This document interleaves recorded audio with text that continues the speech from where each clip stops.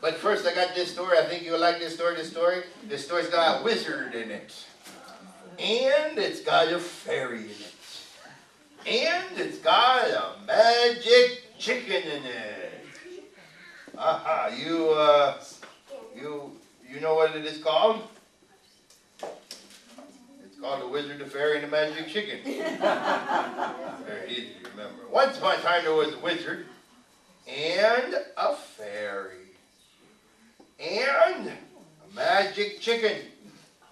The wizard said, "My wand is the best wand because it has a moon on it." And the fairy said, No, my wand is the best wand because it's got a star on it. and the magic chicken said, Buck, buck, buck, buck, buck, buck, buck, buck, buck, buck, buck, pickle on it.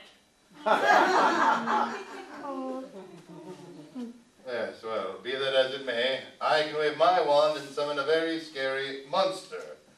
Abra! Cadabra! Ribbit. Ribbit, ribbit." And the fairy said, That's not a scary monster, and I'll not even use my wand. I'll just give him a kiss, and I'll turn him into a prince. Ribbit,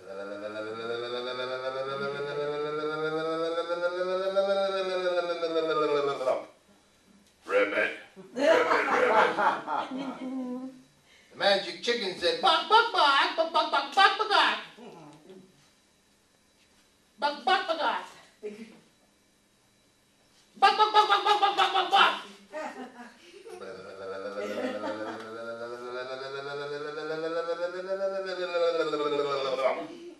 Ribbit, ribbit, ribbit. The wizard said, "Oh my goodness, this kind of a scary monster, and I've got to go now. Goodbye."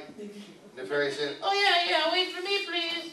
the magic chicken said, Buck, buck, buck, buck, buck, buck, buck, buck, buck. "What? I don't know. Why did the magic chicken cross the road?" Buck, buck, buck, buck, buck, buck, buck.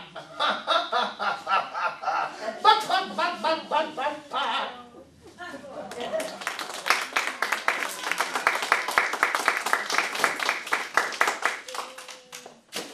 Thank you. Once upon a time, there was a farmer. And this farmer was so poor, he only had one turnip seed to plant. Well, he put that turnip seed into the ground, and he said, "Grow, grow, little turnip, grow up big and strong." And every day the farmer watched as the turnip grew and grew and grew into a great big enormous turnip. When it was time for harvest, the farmer pulled and he pulled and he pulled again, but the turnip wouldn't come up. So the farmer needed help, and he called for his wife. And the wife decided she could help if she pulled the farmer. So she took a firm grasp of the farmer's shoulders, let's say, and the wife pulled the farmer, and the farmer pulled the turnip, and they pulled, and they pulled, and they pulled again, but the turnip wouldn't come up. So the farmer and his wife needed help. They called for her daughter. Their daughter came running to help, and the daughter pulled the wife, and the wife pulled the farmer, and the farmer pulled the turnip. And they pulled, and they pulled, and they pulled again, but it still did not come up. So the daughter needed help, and she called for her friend, the dog. And the dog came running to help. And the dog pulled the daughter, and the daughter pulled the wife, and the wife pulled the farmer, and the farmer pulled the turnip. And they pulled, and they pulled, and they pulled again, but it still didn't come up. So the dog called for his friend, the cat. And the cat pulled the dog, and the dog pulled the daughter, and the daughter pulled the wife pulled the farmer, and the farmer pulled the turnip. Oh yeah, how did you know? And they pulled, and then they pulled, and they pulled again. But it did not come up. So the cat called for his friend, the mouse. And the mouse pulled the cat, and the cat pulled the dog, and the dog pulled the daughter, and the daughter pulled the wife, and the wife pulled the farmer, and the farmer pulled that thing over there. And they pulled, and they pulled, and they pulled again, and look at this one there. They came up out of the ground. Not only that, but the wife pulled the farmer out of the ground. That's a very strong wife. Wow, wow, wow. That night, do you know what they had for dinner? Yes, they had turnip soup. And the next night, do you know what they had for dinner? Turnip soup. They had turnip stew. And the next night, do you know what they had for dinner?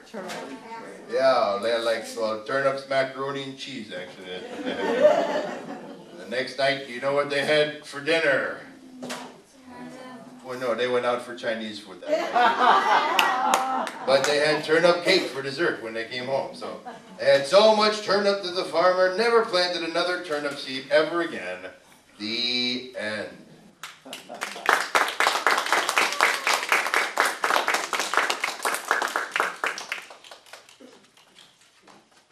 Now, I thought I would like to share with you a little bit about how I make shadows and why I think that you should experiment with shadow puppets. Shadow puppets are the fastest way to make puppets.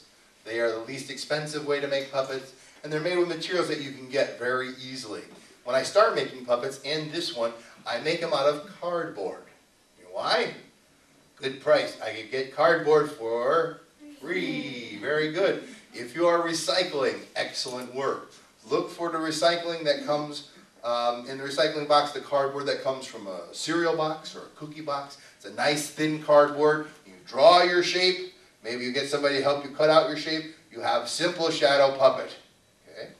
Get a little more complex if you were to make one with lots of different parts. And this is the advanced style. And this is actually made out of a plastic that I've started to use because it lasts a little bit longer. It's a lot stronger than cardboard. Cardboard, it doesn't last a long time, but it's free and easy to work with. So we make trade-offs, we change things. So once you make a shadow puppet, maybe you want to make a control rod. This one has a wooden handle and a kind of wire part, but you can make the same kind of control rod simply with a bendable straw. If you take a bendable straw and you bend it, it'll look like a 7 shape, and you take the little part that you bent and you put it against your puppet, and you put the tape so that the long part sticks up in the air, and then you hold the long part of the straw and you have a control rod. The idea is a longer control rod helps keep your hand out of the light so we don't see your hand. It happens. It happens probably today even, but you try not to. Now, a lot of people think once you make a shadow puppet show, they want to do a shadow show. You have to have a screen. You don't have to have a screen. What you need is light. That's the only really, shadow puppet and the light are the two things you need. Screens are great. They're not too hard to make. I have left instructions on how to make a shadow screen very simply out there on the table. So please take that. You'll have my information. You'll have my website. You can go look at some free videos that I've posted online and so forth. But pretend, let's not even pretend, let's just put, sometimes when we have the light, it goes onto the wall. And if you can find that light on the wall and block the light, then you can make shadow puppet show on the wall.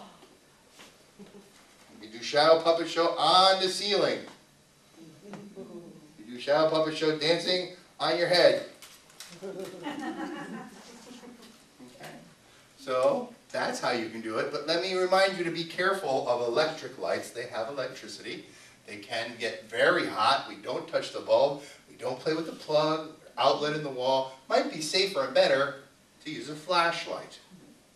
Okay? So I hope that you'll experiment and try and play with shadows. And I think you'll have some fun. And keep in mind, one further thing that makes me obsolete, you don't even need shadow puppets.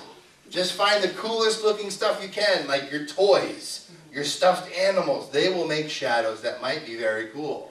Or, if you're lucky enough, you could get silk flowers, or ask for some safe kitchen things like a spoon or a spatula. See what kinds of shadows different things can make for you, and how they might change if you turn them. So this is the shadow that this makes, but if I turn it a little bit, it can change.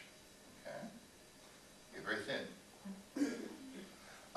So experiment, play. That's all that I did when I first started doing this, was play a lot, experiment a lot, try things and fail sometimes, and learn from my mistakes. And that's what you can do too. One more piece that I'd like to share with you. But before I do the last piece, I'd like to thank you for coming out. I'd like to thank the art.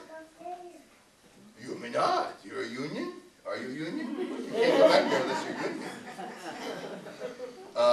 Sorry. I'd like to thank the people who made this day very possible with all their hard work and their invitation to me.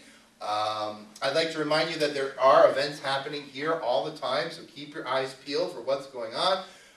Unfortunately, or well, maybe fortunately, maybe a big people night out. There's an event happening next weekend and the weekend after in conjunction with the holiday coming up, but it is a very intense and spooky type thing. It's recommended 11 or 12 years old and up. You can find information outside on a kind of pink, peachy, pumpkin-y colored paper.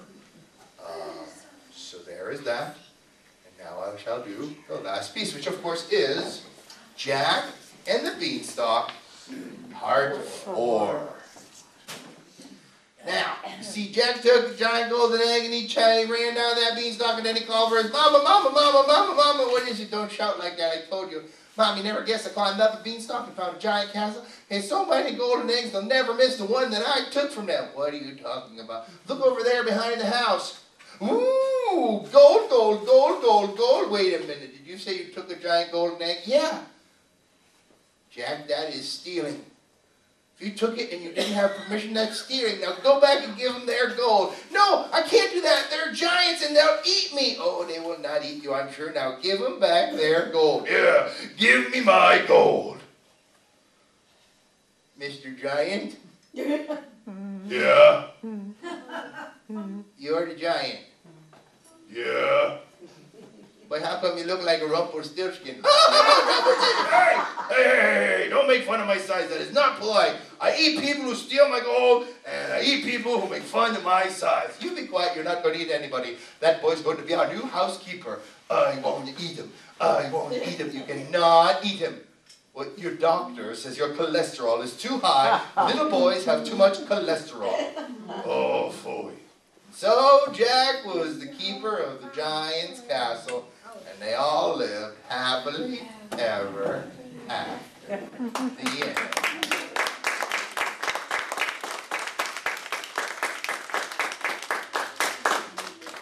Once again, it was great to see you. Thank you so much. Have a great rest of your day. And I'll say see you later, alligators. Bye-bye.